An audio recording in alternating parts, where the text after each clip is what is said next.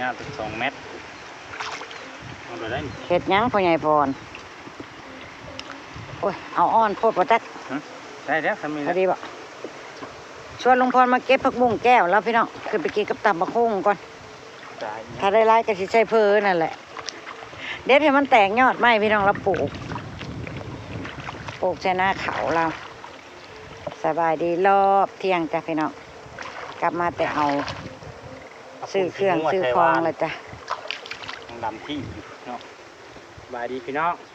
สบายดีประสุขทุกคนเด้อพี่น้องเด้อยินดีต้อนรับทุกช่องแม่น้ำปล่อยคือเก่าคือเดิมกำลังงามจ้ะผักบุ้งแก้วลุงพรกำลังออกเครือเนาะเด็ดให้เพิ่นแตกตัวนี้คือเอาเลยเด็ดให้เพิ่นแตกยอดไวใช่พุ่นขี้งัวบ้านพี่น้องกำลังออกโอ้โหปลาปลาคือลายแท้มันมางุ้มหมดเนาะปลาคอนมาจากนี่บ่ปลาคอนลุงพรว่ะลงก้าวบ่พ่อใหญ่พรลงก้าวบ่เจ้าตะปูนะเฮ้ยฮะตะปูเฮ็ดนี่แทนเอาให้เพิ่นแตกไหมพี่น้องเด้พี่ยอดนี่เอาเลยเนาะตามลุงพรไปพี่น้องลุยน้ำเก็บผักบุ้งแก้วกับพ่อใหญ่พรจ้ะบุ้งมันอ่อนบุ้งแก้วมันขึ้นไม่ได้นี่แหละอันตัวนั้นน่ะจักที่เฮ็ดอะไรบ่ตัวกล้าไว้นะมันจังสิใหญ่จักที่มันเฮิมน่ะค่อยว่าเอาออกซะเป็นหยังมันดันบ่ย่านน้ำหรือมันสิจ่ายบ่มันคือเป็นอันนั้นจ้ะแล้วผักบุ้งย่านน้ำเนาะพี่น้องเจ้าที่ลังจะต้องเอามีดมาตัดเอานำเด้อเด็ดนั่นนี่มันช้ำชุ่มนี้ได้สักโอ้หยาบปุ๊แนมลงมาแต่เทิงบ่เห็นเลยพี่น้องมันลงมาไปใกล้ๆพันงามของเพื่อนอยู่เลยนะกำลังเนาะห้องตะปูเดี๋ยวพี่น้องห้องกระปูงัวแท้ปูยังติดไปพี่น้องไปล่างกำลังออกยอดเด็ดให้เพื่อนออกยอดใหม่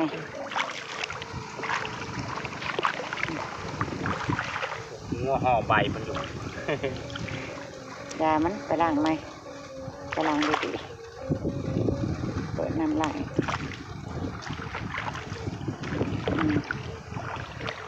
มีข้าวข้างห้างคอใหญ่จังกำลังออกยอดพี่น้องเลยผักบุ้งแก้วพ่อใหญ่พร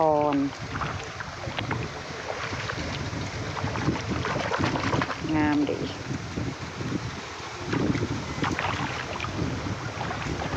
โอ้ยชิล่มแล้วปะบัว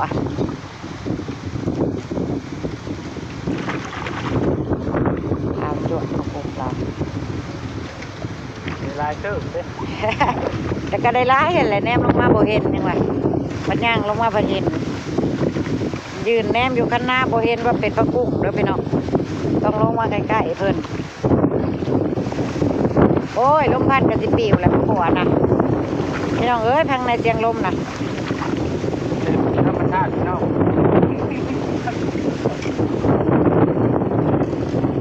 ชวนลุงพ่อแบนคุดก็ป้อมแรงเหรออากาศคือคักใช่ปะเท่าไปคุดเขียดนั่นโม่ใหญ่มึงคอยคุดมือนั่นนะไปกินข้าวแล้วเนี่ยไปปะอันบ่มีลูกค้าก๋วยเตี๋ยวให้น้องบีคายขนมถ่ายอยู่เงิน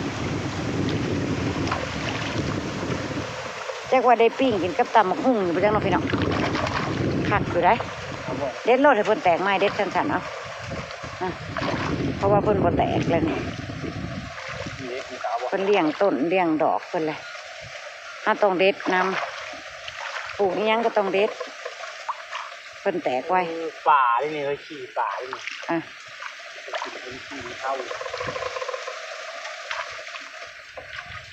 หน้าข่าวก็เกิดเท่าพี่น้องเอ้ยพวกนี้เท่าแหละนี่นะไปทางไหนเดี๋ยวลายของเพิ่นอยู่ด้านน่ะใช้เถาโซ่น่ะยังบ่ทันได้แต่งยอด แต่งย้อนให้งามเนาะไป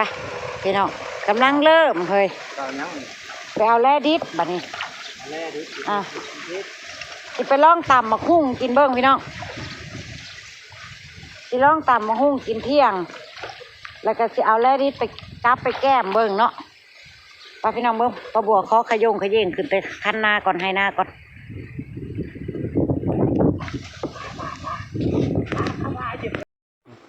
โอ้ยพอใหญ่พรไปทอนหัวน้อยๆกระทอนพี่น้องบัดได้ทอนเลยโอ้ปะบัวเลือกเองนะเถ่า นี่หัวนี่ก็ได้นะ บอนี่พี่น้องป้าบัวจะถอน ลงเลยนี่ อ่ะป้าบัวจะถอนแลดิดแล้วเด้อตึงนี่หัวเพิ่นพี่น้องหัวแลดิดจ้า ตัวนี้ก็ใหญ่เนาะ เอาแต่ตัวนี้ให้เถ่าเอาไปซิมขั้นตอนซิมก่อนพี่น้องได้ลงพอโชว์เอา นี่ จับโชว์ ใหญ่ ขั้นตอนซิมพี่น้องขั้นตอนซิมเอาบ่เอาหลายเด้อแพงอยู่เด้อเห็นว่าแล้วนี่ก็เอาตัวนี้หย่อนนี่นี่ นี่ดิโอ้ลกม่วน พอใหญ่พรนี่หัวน้อยๆนี่ อันนี้ หัวน้อยๆแปลว่าต้นน้อยๆนี่พอแล้ว เห็นว่าโลกม่วนกับสิโลกเอาใช้ได้จักหัวละ 2 4 6หัวแล้ว 6หัวละนี่เอาอีกต้นพอพี่น้องพอเอาซ้ำนี้ก่อนเนาะนี่อุ้ยหนาหักแต่ละหัวมึงเนี่ยพอแล้ว หัวนี่ก็ใหญ่ เอาอีกเลย เอ้ย ไปล้างน้ำก่อน เป็นคือลูกหัว เพิ่นไปทอนละม่วนแล้วบัดนี้พอเดี๋ยวกินบ่เบิดเสียของ จะกินเท่าไหร่ เดี๋ยวก็อันผู้ใดอยากกินเนาะบัดนี้ ทีมงานเฮามีใครต้องการกินแลดิดกับปลาบัวมาเอาได้เลยเนาะทีมงานยูทูบเบอร์ปลาบัวนะใครต้องการอยากกินอยากซีมมาเอาไปซีมได้จ้าเพราะว่าปลาบัวกินบ่ทันอยู่แล้วจังได้กับปลาบัวกินบ่ทันอยู่แล้วหัวเพิ่นโตไว้พี่น้องลายอีหลีนี่ลายแห้ง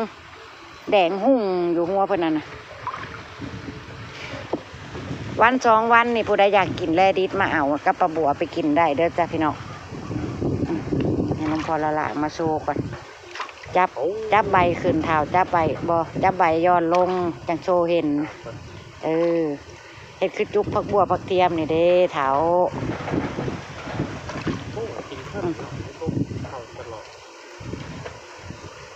จังสิลองไปกับไปแก้มอั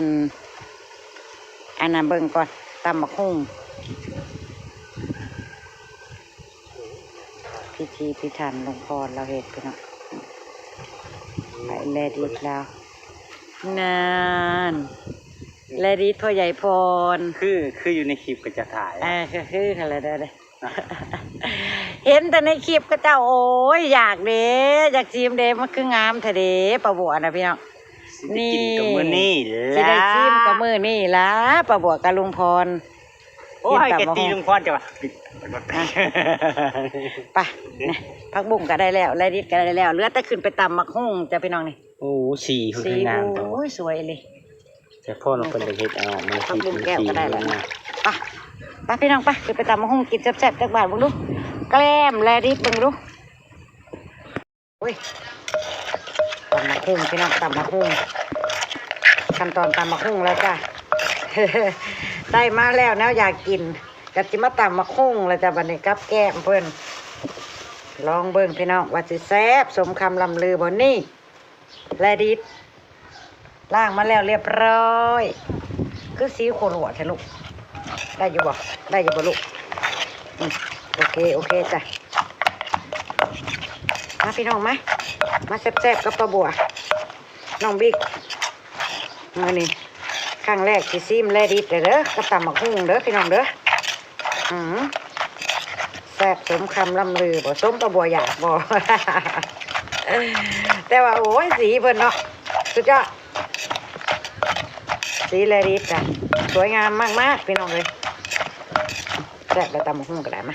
ใส่จานก็พี่น้องดังแค่นะยันพี่น้องแล้วใกล้หูเสียงปวดโป่งปลาบัว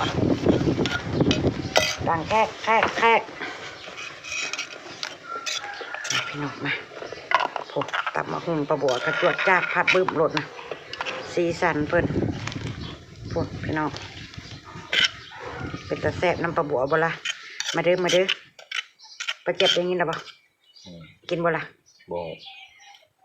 บ่ได้บอกว่าอีแม่เอาเลดิสมาซิมมาเด้อเดี๋ยวว่าบอกมาจับพี่น้องมาเนี่ย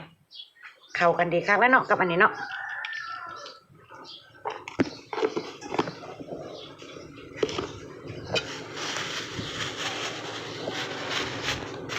ไปเอาแซ่บผ้าขาวมาพี่น้องมาซิมแลดิสครั้งแรกกับปลาบัวจ้ะพี่น้องมาจ้ะมาเป็นตะแซ่บคักขนาดพวกสีสันเพิ่นพอดีเลยพอดีข้ามผูกกับแก้มตำบักหุ่งกากหมูขวดซีนลุงพรมาพี่น้องมากินข้าวเที่ยงง่ายโดน้ำกันจ้าลงมือลงมือลงมือพี่น้องมาจ้ามาฟังเสียงลมอู้ไปเป็นอะไรเอามาติดเข่านะอย่าเอาวางนะนี่ซิมนะไม่ห้ามเลยดินะใช่ไหมครับก่อนอื่นคิดต่อมาก่อนจ้ะโกโก้นี่เด้อไปไหมเอาไปมาเนี่ยเมื่อเพื่อนนะเข้าบุ้งแก้วของพ่อ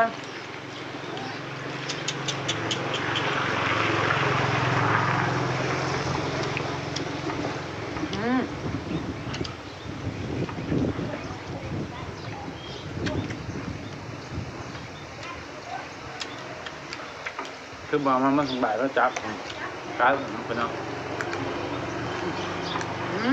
กรอบพี่น้องกรอบข้างกันหวาน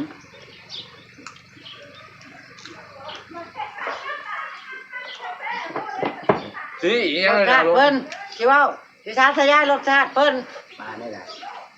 มากัดเข้าไปสิมียำเข้าไปมันจะมีรสชาติหวานออกมาเนาะพี่น้องแล้วก็เพชรน้ำเพชรตาม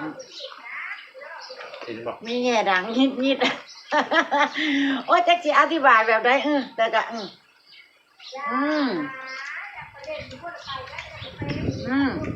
คือปลาคือน้องจิ้มปลาชวิตปลาชโต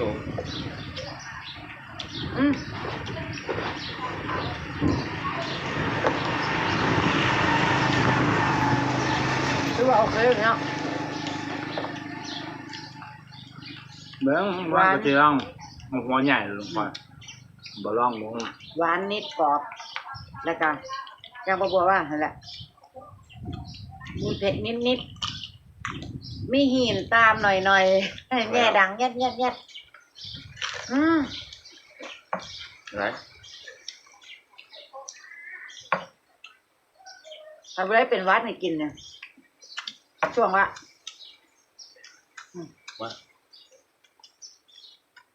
ช่วงว่าเป็นคนบุมักเลยจานว่าจะดูเลยแซ่บกับปูมักอันนี้นี่นะใช่กับปูมักเลยเนาะแซ่บกับปูมักเลยเป็นกับลาบที่คือจะมันถือคนลาบที่ลาบปลาที่มันแนวเป็น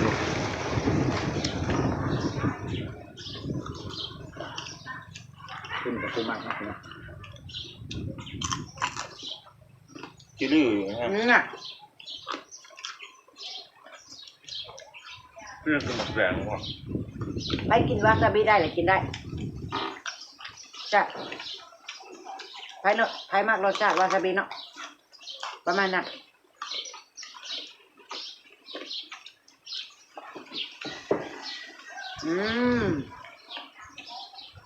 จนจะอยากแล้วพี่น้องเอ้ย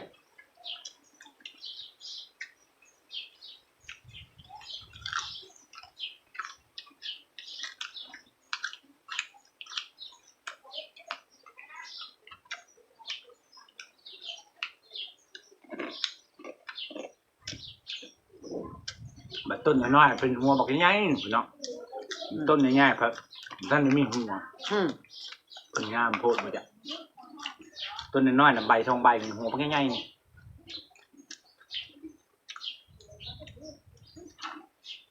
กินจังมันแนวไหนเนาะน้องพ่อนกับบ่มาคือกันเอาไม่หมดพี่น้อง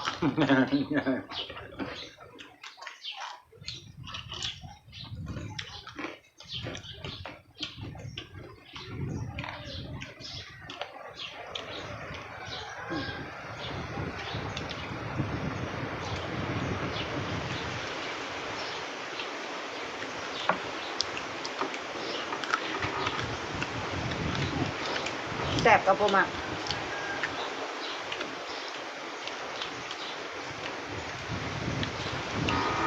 ใช่คือติด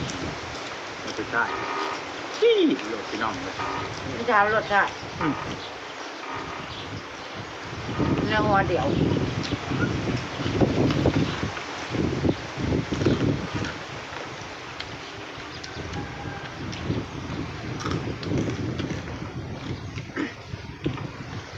สามรสชาติอยู่ในหัวเดี่ยวครบรส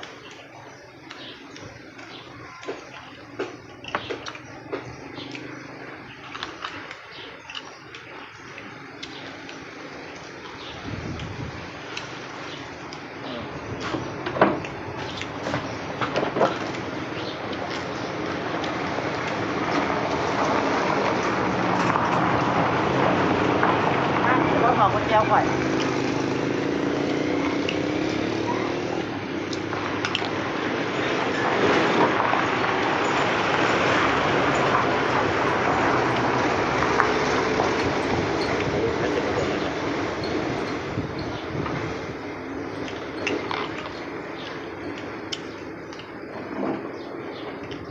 จี้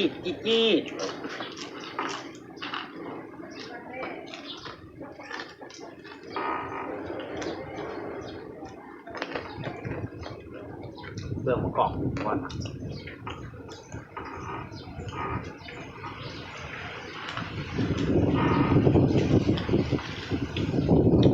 ไปอยากซีมาเด้อ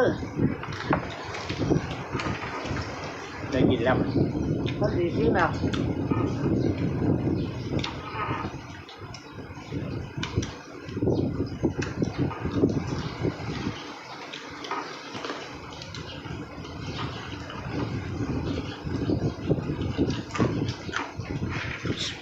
ไปไหมผักบ่งกรอบเนาะเห็นยอดขามบริการวงแดงมันนี่เป็นว่า เขาบงแดงเขาบงอะไร รวนนอโน่ฮะ ไปเอาเนี่ยไปหามาเนี่ยเขาบงบ้านๆเขาหน่ะแซ่บได้เขาบงแดงบงข้าวกัน ขั้นหนองนะ เขาไม่อยากไปเพิ่งกันเรียกว่า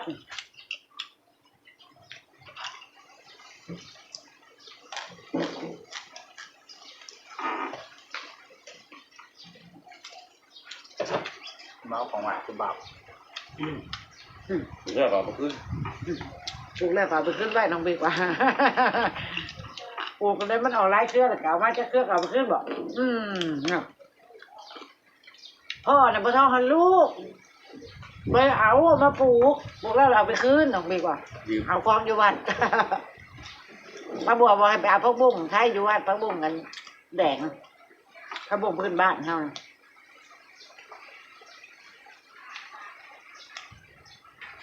เต็มอยู่น้ำอมม่วง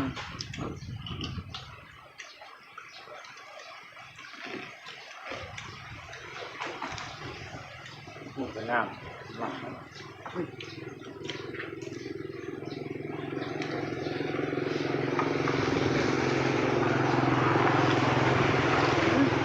หอมมะนาวห้อยก็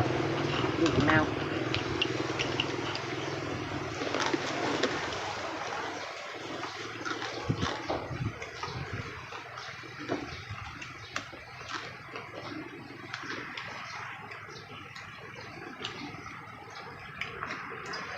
เจ้าก็ประบวกกินคนเดียวเลยจ้ะ ก้อนก้อนมากิน เรามีกระบอกว่าบ่มากรสชาติเลยจ้ะมักไทยมักมัน นี่อยากจะเจอของ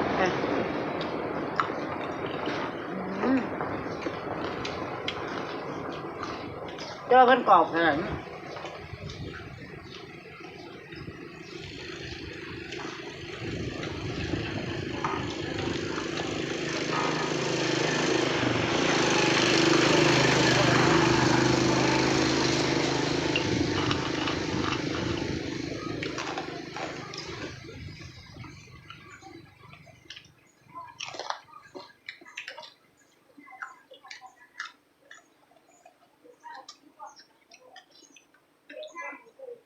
ครั้งแรกที่เขากินเขาก็อาจจะตื่นรสชาติเพิ่นแน่ เพราะว่าตั้งแต่เกิดมาเนาะผมเคยกิน เคยกินของเมืองนอก อืม ถ้ากะทิมันได้กินพี่น้องเอ้ย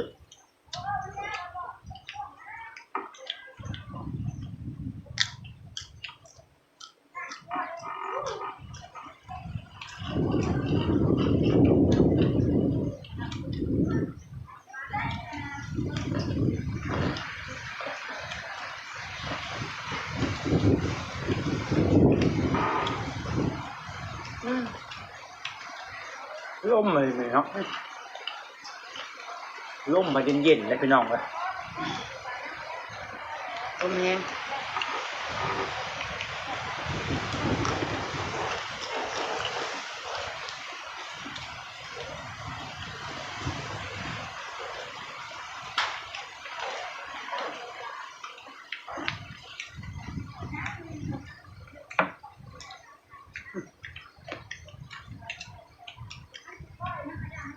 จับปลาพี่น้องจับปลา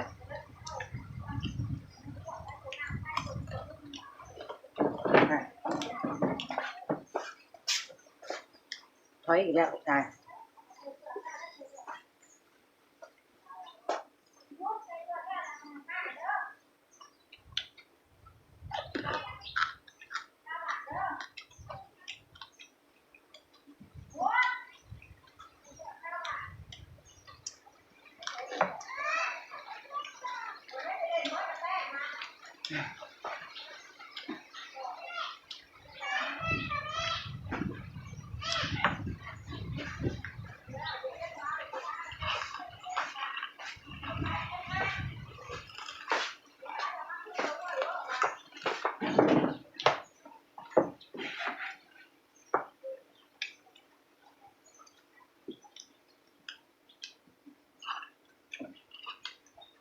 ตำมะฮุ่งย่ำนี่ก็ใส่มะกอกมันเลย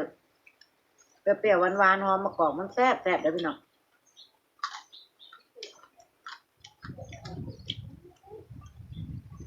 เหมือนกันท่าน